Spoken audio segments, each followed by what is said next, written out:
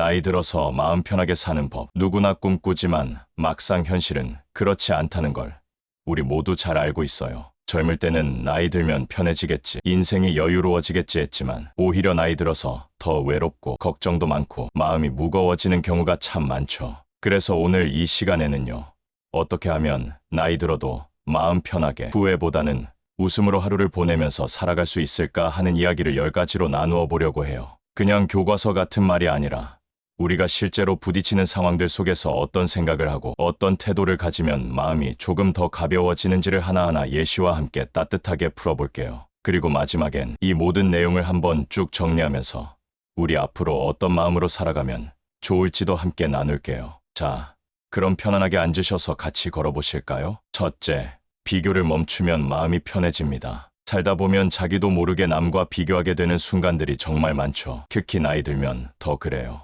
친구가 손주 사진 자랑할 때 괜히 나는 손주가 없다고 서운해지기도 하고, 옆집 할머니는 아직도 친구들이랑 여행 다닌다는데 나는 다리도 아프고 혼자 지낸다 생각하면 마음이 쓸쓸해지고, 누구는 퇴직금 잘 굴려서 연금도 넉넉하다는데 나는 그때 왜 그런 결정을 했을까 자책하게 되죠. 그런데요, 남과 비교하면 끝이 없어요. 비교는 마치 밑 빠진 독에 물 붓기 같은 거예요. 아무리 부어도 채워지지 않거든요. 남의 인생은 남의 사정이고 내 삶엔 내 리듬이 있어요. 다른 사람의 상황은 겉만 봐선 모르는 거고요. 겉으로 보기엔 멋져 보여도 속은 텅 빈 경우도 많고요. 오히려 나랑 비슷하거나 더 어려운 사람들도 그 나름의 방식으로 살아가고 있는 걸 보면 나도 지금 이대로 괜찮다는 생각이 들 수도 있어요. 그래서 중요한 건 지금 내가 가진 것에 감사하고 내가 누리고 있는 소소한 행복에 눈을 돌리는 거예요. 예를 들어 오늘 아침 햇살이 따뜻했다거나 내가 좋아하는 김치가 딱 익었을 때 그 맛을 즐겼다거나 이웃과 웃으며 인사 나눴던 그 순간이 생각보다 마음을 따뜻하게 만들 수 있어요. 하루하루를 나답게 살아간다는 것, 그게 결국 마음 편한 삶의 시작입니다. 둘째, 과거를 후회하지 말고 받아들이세요. 나이 들면 누구나 하나쯤은 그때 그렇게 하지 말걸 하는 후회가 따라붙어요. 젊었을 때 좀 더 저축해둘 걸, 그 사람 말을 듣지 말걸, 자식 교육 그렇게 하지 말걸, 건강 관리를 좀 더 신경 쓸걸, 이런 생각이 꼬리에 꼬리를 물고 따라오죠. 그런데요, 그때 그 순간에는 우리가 최선을 다해서 판단하고 행동한 거잖아요. 지금 돌아보면 부족해 보여도 당시엔 우리가 할 수 있는 만큼 한 거예요. 그걸 지금의 기준으로 자꾸 평가하고 후회하면 마음만 지치고 우울해지죠. 지나간 일은 다시 바꿀 수 없지만 그 경험은 분명히 지금의 나를 만든 재료가 됐어요. 그리고 중요한 건 지금부터라도 늦지 않았다는 거예요. 예를 들어 내가 건강을 소홀히 했던 걸 후회한다면 지금부터 식단 조절하고 걷기 시작하면 되는 거고요. 자식에게 못해줬던 게 마음에 걸리면 지금이라도 따뜻한 말 한마디 건네면 돼요. 과거는 바꿀 수 없지만 현재는 바꿀 수 있어요. 그리고 그 현재가 모이면 내일은 또 달라질 수 있거든요. 후회는 마음을 붙잡아두는 밧줄이고 용서는 그 밧줄을 푸는 손이에요. 스스로를 용서하고 이제부터라도 잘 살아보자 하는 마음만 있어도 마음이 한결 가벼워집니다. 셋째, 적당한 거리의 인간관계가 편안합니다. 젊을 때는 사람들과 북적이고 어울리는 게 즐거웠는데 나이 들면서는 그게 점점 피곤해지는 걸 느끼실 거예요. 너무 자주 찾아오는 이웃 때문에 쉬고 싶은 시간도 제대로 못 누릴 때가 있고, 자식이랑 같이 살다 보면 사소한 생활 습관이 부딪혀서 스트레스를 받기도 하고, 오랜 친구와의 관계도 예전 같지 않다는 걸 느끼며 괜히 서운해질 때도 있어요. 그래서 노년에는 인간관계에도 거리를 두는 지혜가 필요해요. 가까운 사이라도 내 시간, 내 공간은 지켜야 하고요. 너무 자주 얽히면 오히려 정이 다를 수도 있어요. 예를 들어 매주 약속 잡는 친구보다는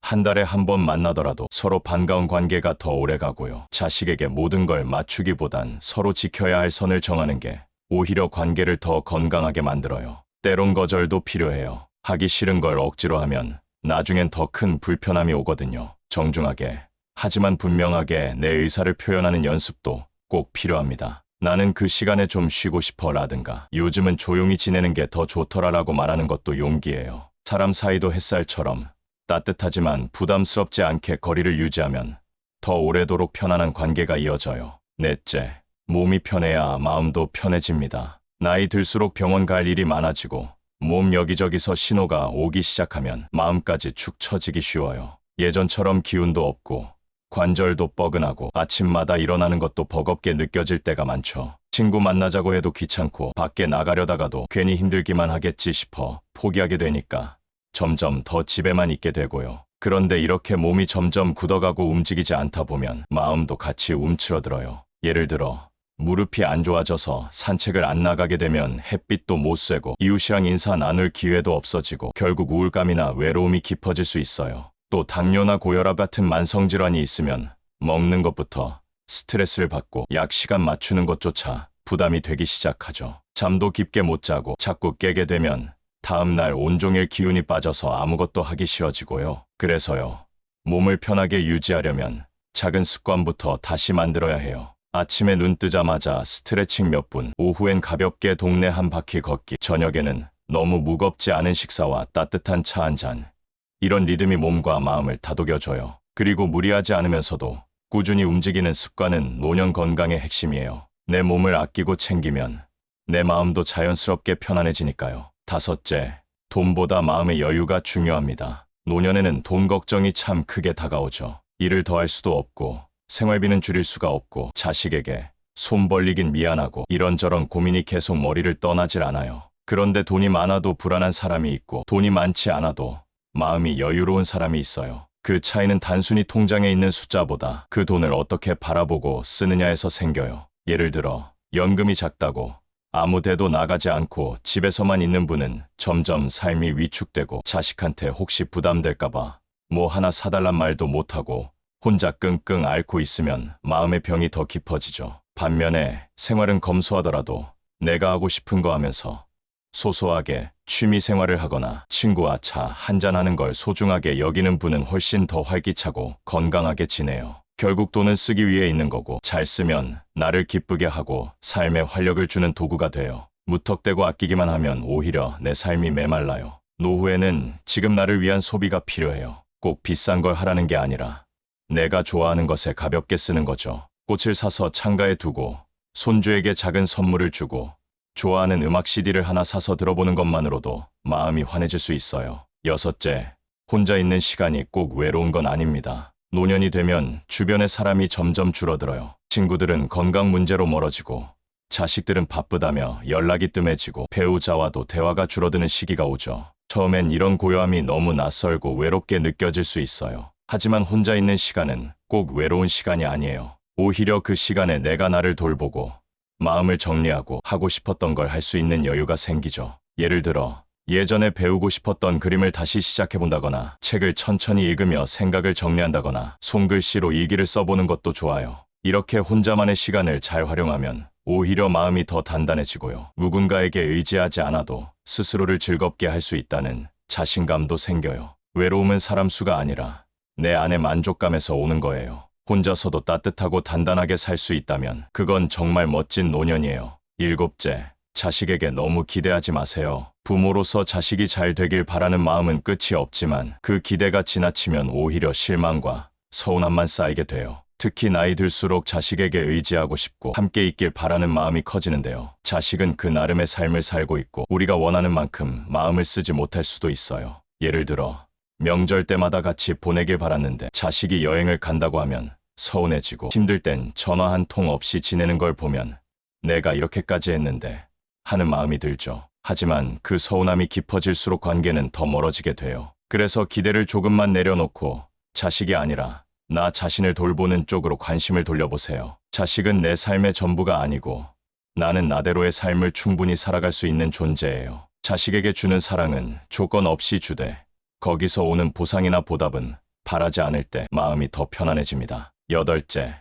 작고 확실한 행복을 찾으세요. 노년의 행복은 멀리 있지 않아요. 매일 아침 햇살, 따뜻한 국 한 그릇, 좋아하는 라디오 프로그램, 이런 작고 소소한 것들이 우리 삶을 기분 좋게 만들어줘요. 예를 들어 아침에 눈을 떴을 때 햇살이 방 안으로 스며드는 걸 보며 미소를 짓고 시장 가는 길에 피는 봄꽃을 보며 마음이 설레고 편의점에서 1,000원짜리 커피를 마시면서도 아, 이게 행복이지 하고 느낄 수 있어요. 이런 작은 기쁨들을 스스로 발견하고 즐기기 시작하면 하루하루가 특별해져요. 행복은 거창한 일이 아니라 지금 이 순간 내 주변을 둘러보는 데서 시작돼요. 아홉째, 쓸데없는 걱정을 줄이면 인생이 가벼워집니다. 노년에 접어들면 미래에 대한 불안감, 건강 걱정, 자식 걱정, 집안 걱정 등 걱정거리가 줄어들기는커녕 더 많아지죠. 그런데 대부분의 걱정은 실제로 일어나지 않거나 일어나더라도 그렇게까지 크지 않게 지나가는 경우가 많아요. 예를 들어 내일 비가 온다는데